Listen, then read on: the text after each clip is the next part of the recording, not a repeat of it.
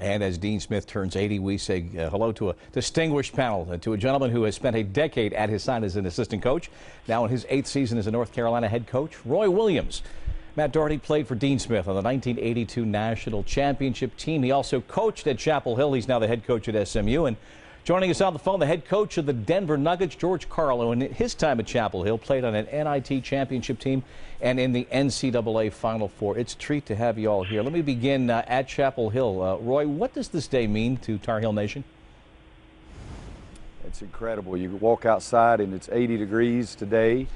The sky is Carolina blue. It's a tribute to Coach Smith, but it's just a marvelous human being that's touched so many lives, and everybody today celebrated a little bit for Coach. Matt, your thoughts. It seems just like yesterday, you and Jordan and Worthy and were just running up and down the court. Well, I think a time like this, it's like my father. You know, you have an image of a man, and I always want to see Coach Smith as 56 years old when I was playing for him. And you don't want to admit that he's you know, in his 80s. I still see him as this you know, intelligent coach with that competitive fire who really cared for everyone around him. George, your thoughts on a day when really it's a day for all Tar Heel fans and appreciation across the sport to reflect.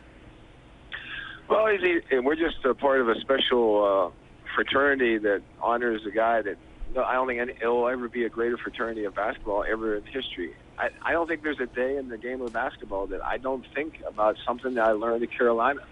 I mean, I probably tell a story about something that happened in Carolina to emphasize a point that I'm trying to make to my coaches or to the media or to my team or to my owners or whatever. I mean, the Carolina way is in our heart and in our soul, and it's there because of this guy that just taught the game the right way. He taught the game with respect and dignity, but he also taught you to play it to win as a team, and it's a special, special honor. Roy, I was watching you listening to our little piece, and we heard Phil Ford talk about, to this day, and this was an interview taped about 5 years ago, his watch is still set 15 minutes ahead, Dean Smith time. And I saw your reaction. I would imagine a lot of Tar Heels feel that same way. Oh, I do. I guarantee you. It's even such a joke with my golf buddies because we are not late. And it's something with my team. Everybody understands that. One of my players one time said, Coach Williams never gets mad at somebody that's 15 minutes early. And you think about that, that's a pretty good way to look at life, because Coach Smith always thought that if you were late, you were telling somebody that your time was more valuable than theirs, and that's not correct. And I have never forgotten that, and that's the way I try to live my life. And my team to this day, I still try to do things that would make Coach Smith proud. Roy, take us back, and this is an account I think that Alex Wolf put together back in 1997 when Coach was Sportsman of the Year. Inside the huddle, and Matt, you were there too as well, national championship game, you were trailing Georgetown late. And Roy, there was just something about the way that Coach addressed this team that stayed with you over the years. Well, it was an incredible moment in my life. I still feel like it happened yesterday. We're down one, and there's about 32 seconds to play, I think is what it was, and we call a timeout. And for the first time in that entire season, as our guys were walking off the court, I saw a look on their face that made me feel really bad. I thought, oh my gosh, you know, and it dawned on me, we could actually lose this. And I had never thought that. I thought we were the best team, we were going to win it. That was supposed to happen, it was meant to be. And I think Coach saw that look on their face, and the players sat down in front of us. Matt was there and sitting down in front of us, and Coach said, all right, we're in great shape. We're exactly where we want to be.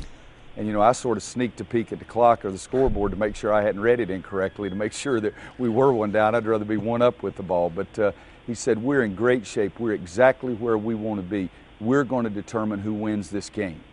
It's a great position. This is what we've worked for all year. And then he said what we would do to run lineup to get it in, and we'll run two and see if the lob's there, and it's probably not going to be, and they'll probably cover it, but if it's not, let's penetrate, and we'll go on the backside, and if a shot's there, we'll go ahead and knock it in. And James, after you go for the lob, you get weak side board position, and Sam, you get the middle board position. And even if we miss the shot, you know, we're going to get the rebound, but if something weird happens that they happen to get the rebound, we'll foul them, and they're not going to make a free throw in this situation. And I mean, it was so positive, and it just laid everything out exactly how it was going to happen. And it was incredible to me. The look on our guys' faces changed 180 degrees, and everybody had that confident look again. And it's something, I'm telling you, I've got cold chill. I've got a long sleeve shirt on right now, but I have cold chills even thinking about it. And sure enough, we go out, and as the team's leaving the huddle, Coach stepped up behind Michael and sort of patted him on the back and said, "Michael, if you get it, knock it in." And it's just another little word of encouragement. And sure enough, that's what happened. We ran lineup to get it in. We ran two. The lob wasn't there. We penetrated through it on the backside, and Michael knocked the jump shot in. And then I guess Coach Smith was also so innovative. He told Freddie Brown to throw the ball to James and end the game. But everybody makes that out as the big play. But we did have the lead. They still had to score, even if they hadn't thrown it away. Matt, could one man looking into your eyes in the final seconds of a game have that much of an effect on your psyche? No question, and that's something that I try to do in games, end-of-game situations, to think to Dean Smith and how he looked at us. He always had a twinkle in his eye, and whether it be the game against Georgetown or a game at home against Virginia where we were down 10 points with 5 minutes to go and came back and won, he said, "Wouldn't it be fun to win this basketball game? No one expects us to win it, and this is how we're going to do it."